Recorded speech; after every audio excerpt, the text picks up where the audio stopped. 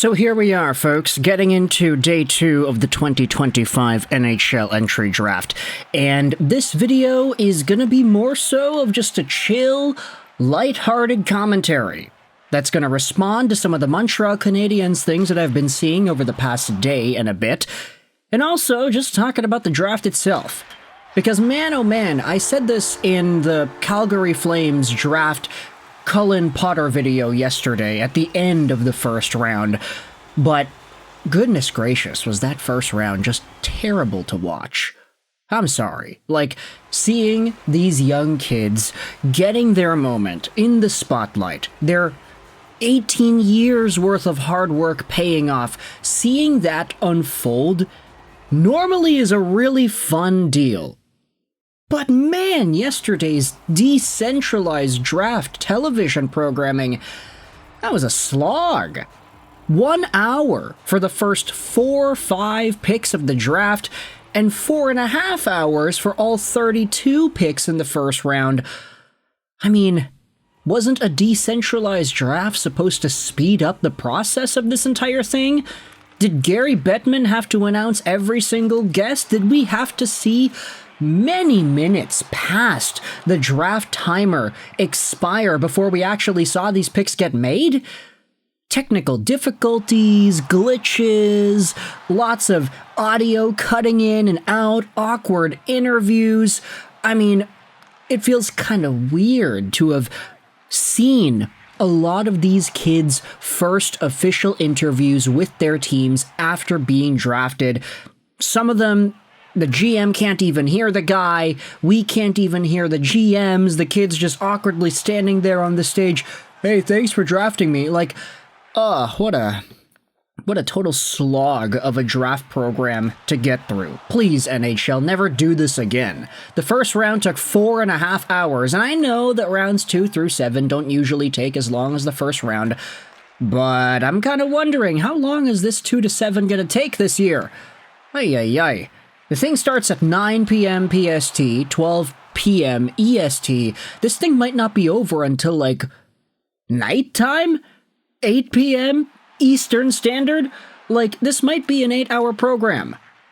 Honestly, like, if it takes that long, I have no idea how long I'm going to be able to stay awake for, to be honest. But I wanted to respond to some of the Montreal Canadiens related discourse post Noah Dobson trade, because it's no secret that we haven't really done much draft-related content about the Habs, and honestly, why would we? Why should we? There's no reason to. They traded away both of their first-round picks. While it's true that that resulted in a lot of YouTube views and a lot of optimism regarding next season, there are still some other things to talk about. So, the Montreal Canadiens in this 2025 NHL Entry Draft have quite a few picks before the end of the night. We're not going to get into all of them because, quite frankly, it's really difficult to do that this year. The past few years, it was really easy to keep up to date with every single detail of the draft, every trade that is made, swapping picks, every pick that is made live, because Cap Friendly had a very amazing draft-related dashboard that they had on their website. But now, Cap Friendly isn't really accessible to us normal folk anymore, so we have to resort to other websites that don't actually have up-to-date draft standings, and they don't update when draft picks are traded around at the draft. I know Wikipedia has everything updating live, but the format on Wikipedia is so not user-friendly. It's all just like textbook style. Puckpedia honestly isn't great either because you can only have one round on your screen at a time. I found that Tankathon has a really nice one because they display all the picks at once, but they don't update as the trades are made during the draft, and there aren't any picks that are listed alongside of the draft order. So I'm kind of at a loss here. It's hard to find draft-related resources that have the same user interface and ease of usage like Cap Friendly did, but we're going to try to do this regardless, right? We got 3 teams to cover for the draft, and whichever other teams make some big splashes too. But I wanted to talk about that Noah Dobson trade. Sorry, 5-minute intro, but I think we had to start the day off by talking about the draft at least somewhat. It's been kind of funny for Montreal Canadiens fans the past few hours here, because not only have fans started going out there in the comment section of Instagram posts and Twitter, satirically, maybe half-heartedly jokingly, saying that the Montreal Canadiens should offer sheet Emil Heineman, but we've also seen New York Islanders fans respond to the Noah Dobson trade in a very interesting way. One of the biggest trends that has been going around Twitter the past few hours has been tweeting videos and clips of some of Noah Dobson's biggest failures out there. JFresh had himself this post that went out there and spoke about it directly, like, hey, I've never seen the fan base do this before. Does every Islanders fan just have a 2 terabyte hard drive of every mistake Noah Dobson ever made dating back to Pee-wee? And this was, of course, posted by Islanders Video yesterday. Canada's Noah Dobson has a stick break at one end, and Finland's Toni Uttinen scores the overtime winner at the other end. This was at the World Juniors, I believe it was in Vancouver, World Juniors 2019, and yeah, that was not a great look for Noah Dobson, but I mean, it's hard to blame the guy. His stick broke on a really beautiful scoring chance.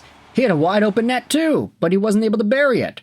And so JFresh was literally calling out all these Islanders fans, saying, like, why are you guys tweeting so many bad videos of Noah Dobson? Like, y'all are really adamant on making your point known that this guy has had bad moments in the past. And one of the replies goes out there and says, oh, here's the deal. Dobson is a good player. He is. But his defense hasn't improved, and last year took a big step back. Add to that the 39 points, minus 16, and 1 power play goal this season, and yet somehow he thought he was worth north of $10 million per, which he is not, and acting like an absolute a-hole during the process didn't help. He might be very good, even great, but we weren't interested in paying $10 million per 8 years to find out. And a lot of folks went out there and immediately replied saying, okay, well, his defense hasn't improved. Here are a bunch of analytical charts showing how his defense has improved. And that's exactly what happened over the past few years. Even his wins above replacement number went from a rough 69-ish percentage number from last year, where he had 70 points, to near 100% this year, where he had 39 points. Noah Dobson did not produce very well this previous season, but his numbers all got better. And that's kind of where I want to draw the line here with Islanders fans. Like, bro, you guys got some really good draft picks. Y'all don't have to go out there and start slamming Noah Dobson all over social media. Like, where was this last week? Ay. Now we're getting into returns, and this is where we start talking about the 16th and 17th overall picks and Emil Heineman.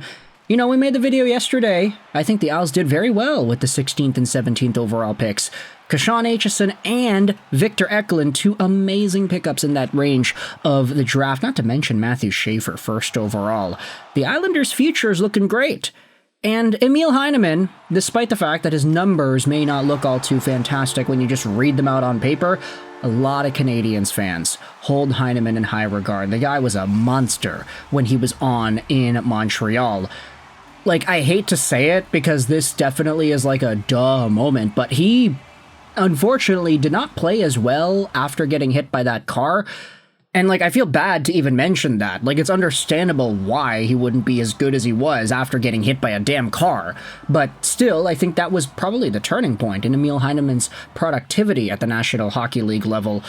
But there's no doubt in my mind he's good enough to come back and start potting in goals like crazy and inevitably, probably becoming a 20-goal scorer per season. He's that good. Him and Simon Holmstrom, 2 Swedish wingers in this Islanders lineup. I think it's going to be a really nice fit for them. And with the prospects coming back the other way too, I mean, I don't want to say it's the price that we all thought that the Islanders would receive for Noah Dobson, but it's a pretty good one, I'd say. So let me know your thoughts in the comment section below about these extra Noah Dobson talks, how Islanders fans are slamming the guy. It's really weird. And how you feel about the Emil Heineman acquisition as well. Thoughts in the comment section heading into day 2 of the draft. I hope you enjoyed this video. And Bye.